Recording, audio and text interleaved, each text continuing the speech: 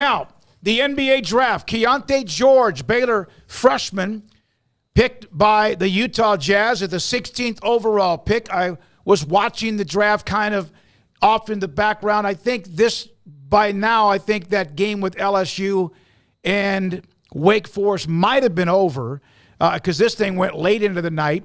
So Keontae George, congratulations. You know, there's that Baylor connection there, along with Lindsey, the general manager, and former Baylor player Jake Lindsey, who I shared a text with earlier today on working on getting a beat writer who covers Utah, but they seemed pretty thrilled that he was there at 16. I saw a tweet from, I forgot who picked 17th, but they said, this is perfect. We're going to get Keontae George fall in our lap. And then one of the guys that covers like a lot of the draft prospects and a lot of the leading up to the draft said, not going to get him. He's gone. He'll be at Utah's camp by the next 5 minutes. And sure enough, that's the case. Now, two Houston players drafted in the first round. Keontae Johnson was drafted in the first round. And obviously, Grady Dick had the outfit of the night, and he was drafted also in the first round. So a nice night. 4 players from the Big 12 drafted. Of course, I am including Houston as a part of that, and UCF had one of their players drafted. But the players, Grady Dick went to Toronto, Keontae George to Utah, Keontae Johnson to Oklahoma City, Jalen Wilson, Kansas, to the Brooklyn Nets. Speaking of Oklahoma City, that's where Adam Flagler is going to play. Was not drafted. There were thoughts that he was going to be at the very end of the draft. He went through the 2 rounds. He was not drafted. Flagler will end up, he signed with Oklahoma City. TCU's Mike Miles signed with the Mavericks right there in his own backyard of playing with TCU. And then Drew Timme, hell of a college player. Of course, Baylor beat up Gonzaga in the championship game. Timme did not get drafted. He signed with the Milwaukee Bucks.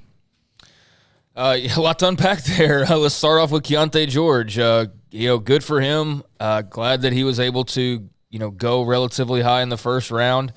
Just on the verge of being in the lottery. Missed that by a couple of picks. So, almost had 3 straight lottery picks for Scott Drew.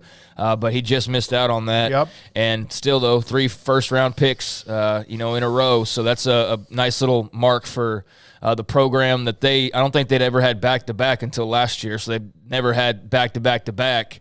And, maybe potentially they keep that streak going next year. Don't quite know about that yet. But if you're talking about who was number 17 and was ready to draft Keontae George, that was the Lakers.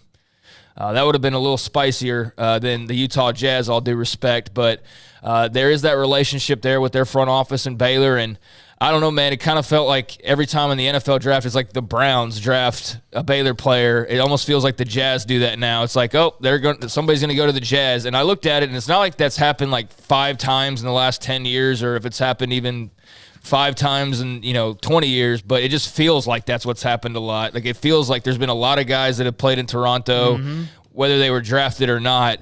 Utah. Utah. Feels like there's been like almost every guy's gone through there except for like Davion Mitchell and maybe 1 or 2 others. So they're awfully familiar.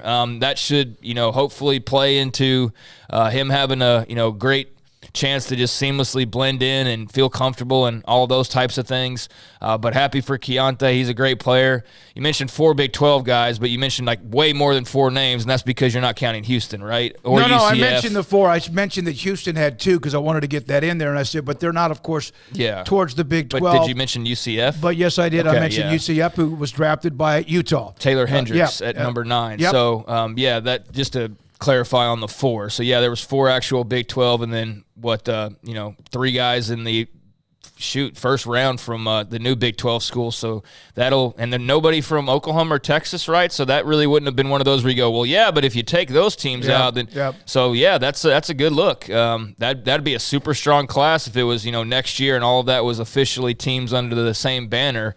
But you feel good about what Houston's going to be able to do and continuing to produce draft picks. I think Baylor's on a historic roll as far as their program's concerned. And you didn't have a Texas Tech, others that might, but Keontae Johnson, great story there. Grady Dick, I love that he explained the idea behind the red sequined suit, which at first I think probably people just took as just fashion, just in general, but it was a nod to Kansas. He said in his interview that it was like Dorothy's ruby slippers. So I thought that was super cool and creative to have that slant on it. It'd be, if he just showed up in that, it would have been like, okay, fashion dude, and he's into that. But then he explained why, and I was like, wow, that's really kind of fascinating that he put that much thought into it. So, yeah, that was a nod to Kansas in a Dorothy Slippers kind of way. So, yeah, he seemed to be a pretty popular dude there, and looks like he was having a lot of fun. And, yeah, great night out. As far as, like, the Big 12 goes, yeah, I don't want to do what everybody's probably already done all day long and what everybody inevitably do the day after the draft next year and so on and so forth. But it really is almost an unwatchable product, and I don't think that's the fault of, Malika Andrews or – JJ Redick or anybody else that was up at the table as far as, the ESPN broadcast goes, but it just drug on the same complaints as every year. You don't know who's playing for who after a certain point. And really, I think the biggest problem for the draft as far as like a TV product goes is who the hell are these people? I mean, if you look at the picks, there's like some college guys, but there is a lot of international, which is not new. We've been doing that for like 20 plus years now. But with the influx of the G League guys too, I don't know what the actual numbers came out to, but it's like half the draft is not even college players anymore. No, it's G League and international, and that's fine if you follow it closely and you're like, oh yeah, the dude from Lithuania or the guy from the Ignite, but as a common just person passing through like I was just like, after a certain point, it was just there, and I didn't even know what I was absorbing, but I was glad for the guys that got drafted getting to live their dreams. Garrett,